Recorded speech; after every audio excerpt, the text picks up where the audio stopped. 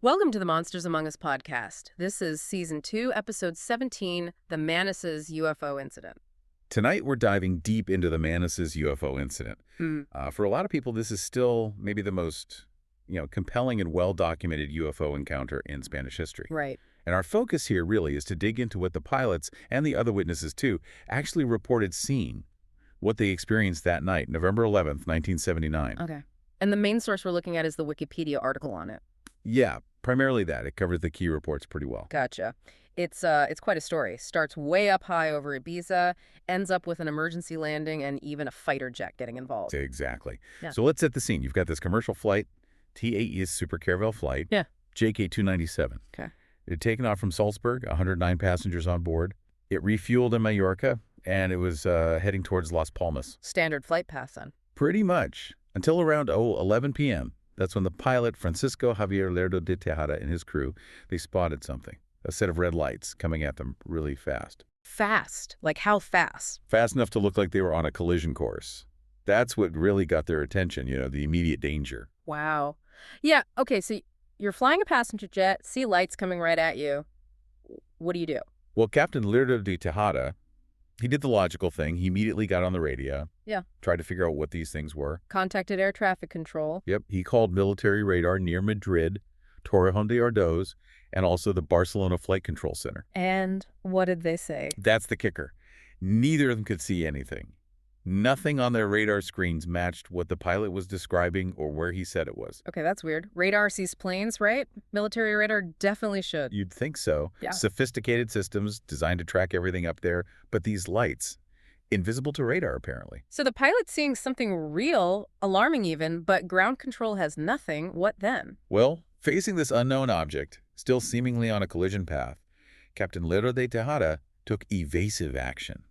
Changed altitude. Tried to get out of its way. Makes sense. Did it work? Here's where it gets even stranger.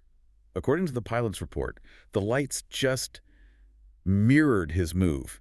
They changed altitude right along with the plane. Whoa. Yeah.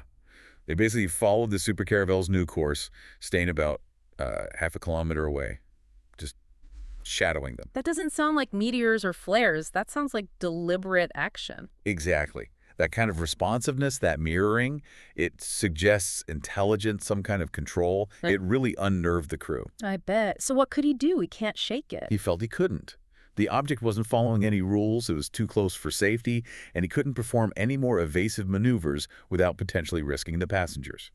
So he made a pretty drastic call. Which was? He declared an emergency and requested an immediate landing at the nearest suitable airport, which was Manises Airport in Valencia. An emergency landing. Because of a UFO. Yep. First time ever, apparently, that a commercial flight was forced into an emergency landing because of an unidentified flying object. That really tells you how serious this situation felt inside that cockpit. Absolutely. So did the lights follow them all the way down? Almost. The crew reported that the lights stopped their pursuit just before the plane actually landed, like they just broke off. Okay, so they land, safe on the ground. But it's not over, is it? Not by a long shot. After they landed, things got, well, even more bizarre on the ground at Manises.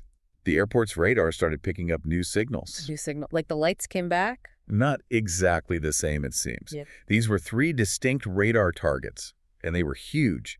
The estimated size for each was around 200 meters in diameter. 200 meters? That's massive. Like bigger than a jumbo jet easily. Much bigger. We're talking objects larger than a football field detected on radar. And was it just radar, or did people see these things too? Oh, people saw them. Several witnesses on the ground at Manises Airport reported seeing these objects. Large, unidentified objects. So you have radar confirmation and visual confirmation from the ground. Correct, which really strengthens the whole account. It wasn't just the flight crew anymore. What were these ground witnesses saying? What did the objects do? Well, one of them apparently made a really close pass near the airport runway. Close. How close? Close enough that the ground crew got worried. They actually thought it might be some kind of unregistered plane in trouble. So what did they do? They turned on the emergency lights on the runway. Standard procedure if you think an aircraft might need to make an emergency landing and maybe can't communicate. Trying to help it, basically. Or at least signal, we see you. Exactly. They were treating it like a potential aircraft in distress, which, again, shows how physically real this seemed to the people there. Did the object react to the lights? Did they try to contact it? They tried communication, yeah, Yeah. but there was absolutely no response. Nothing. The object just continued on its way, apparently. Okay, so just to recap. Commercial flight has a near miss with lights, lands early. Then giant objects appear on radar over the airport, seen by ground crew. One buzzes the runway, ignores signals. This is quite a situation. Understatement, yeah. The Spanish authorities clearly thought so too, because the next step involved the military. They scrambled a jet. They did. Yeah. A Dassault Mirage F-1 fighter jet was launched from Los Llanos Air Base in Albacete, tasked with intercepting and identifying whatever was buzzing around Valencia. Sending in the cavalry. Who is the pilot? Spanish Air Force Captain Fernando Camara, an experienced military pilot. And could he find these things? They're moving fast earlier. Oh, yeah. He had to push his Mirage F-1 pretty hard. He apparently reached Mach 1.4 just to get visual contact. Mach 1.4. That's, what, nearly 1.5 times the speed of sound? Something like that, yeah. Yeah. Extremely fast. It tells you something about the speed capabilities of whatever he was chasing. So what did he see when he caught up? His description is fascinating. He reported seeing like a truncated cone shape. Not a saucer, not a cigar, but a cone with the top chopped off. Okay. And had these changing bright colors, intense lights. Again, coming from a trained military observer, that's a pretty specific and unusual description. Did he get a good look? Did he engage it? He got an initial look, but then, just as he was observing it, it vanished. Disappeared from sight. Just blinked out. Seemed like it. But air traffic control wasn't done. They immediately told him about another radar echo, a new target, this time near Sagunto, which is also near Valencia. So more than one object, potentially, or the same one moving incredibly fast. Unclear. But radar was still tracking something. So Captain Camara went after this second contact. And what happened this time? This encounter was even more dramatic. As he approached the radar target, it accelerated away again, incredibly quickly, and disappeared visually once more. Wow. Evasive. But that's not all, is it? There was something else that happened to his plane. Right. This is maybe the most critical part of Captain Camara's testimony. During this second encounter, his aircraft experienced major technical problems. Problems? Like what? His electronic system started going haywire, jamming. We're talking about the core avionics. The avionics. You mean like flight controls, navigation? Exactly. The electronic systems essential for flying the plane, navigation, communications, weapons systems, all that, they started malfunctioning. Jammed by the UFO. That was the implication. And it got worse. His onboard warning system suddenly lit up, indicating he was being locked onto. Locked onto? Like by a missile? Yes, specifically by a continuous wave missile radar. That's the kind of radar used to guide certain types of missiles to their target. His own jet was telling him, something is targeting you. That's incredibly serious for a fighter pilot. What? Jamming and a missile lock signal from an unknown object? Extremely serious. That's Suggests whatever this object was, it wasn't just fast and maneuverable. It had some kind of advanced technology capable of interfering with and even actively targeting a modern fighter jet. Did he try to engage again after that? He made one more attempt, a third contact, but the object or objects finally disappeared for good. Seemed to head south towards Africa. And Camara? After chasing these things for about an hour and a half, pushing his jet hard, he was running low on fuel. He had no choice but to break off the pursuit and return to base. Without identifying what he'd been chasing. Completely unidentified. So you piece it all together. The reports from the commercial pilots, the ground witnesses seeing huge objects, the experienced fighter pilots' visual confirmation, the incredible speed and maneuvers, and then the electronic interference and that radar lock-on. It painted a pretty compelling picture of something extraordinary happening that night. It really does. The detail and the consistency across the different witnesses, especially the technical aspects reported by Captain Camara, that's why Manises is still discussed so much. These weren't just lights in the sky. They seemed to be interacting with the aircraft in complex ways. Understandably, this caused a huge stir back then, right? Oh, absolutely. Big public impact. It wasn't just some obscure report. It made headlines. Yeah. It even led to official questions being asked in the Spanish Parliament, the Cortes Generales, in September 1980. People wanted answers, official answers. Did they get them? Eventually. The official report was declassified years later in August 1994.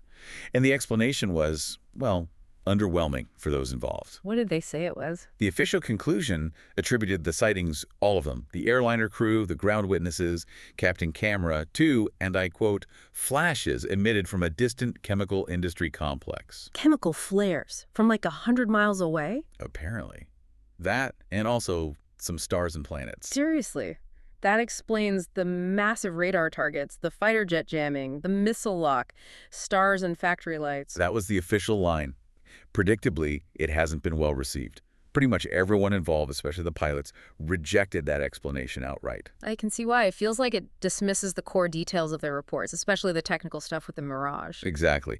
And notably, that public version of the report, it apparently didn't even mention the avionics scrambling or the lock-on warning that Captain Canberra reported. Key details and just omitted.